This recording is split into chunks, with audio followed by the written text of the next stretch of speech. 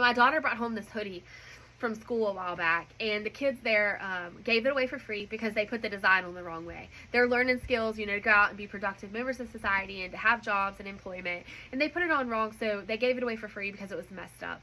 And I think sometimes we look at our lives and we think we're too messed up for God to use. I went through some things when I was little that were a struggle. I was sexually assaulted as a child, and it made it very hard for me as I got older to understand that I had value, to understand that the things that had happened to me, God was going to use for my good. People use that verse a lot, but I feel like there's such truth to that. Like, I stand in that because I know that God was talking directly to me when he said that. When he wrote the Bible, that's how he's speaking to us. And he told me that I was fearfully and wonderfully made. He told me that I had a purpose and a calling, and he was going to use the things that I had been through that were bad.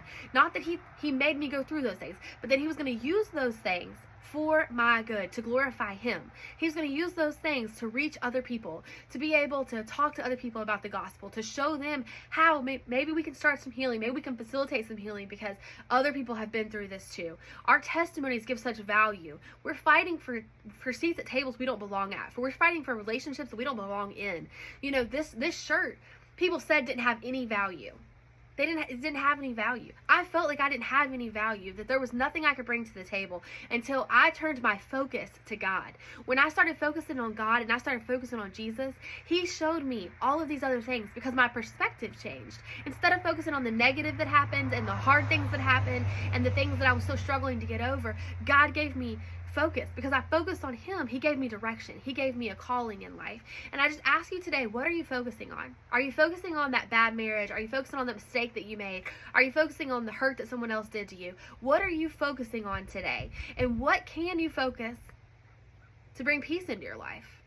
We focus on Jesus for that. He is the Prince of Peace. We sang in church this morning that there is not a single battle that he has not won. There is not a single battle that he can't win. He is the problem solver. He is the Prince of Peace. So why, instead of coming to him after we feel like there's no other options, why don't we come to him first? So today, as you go on your day, I just ask you, what are you focusing on?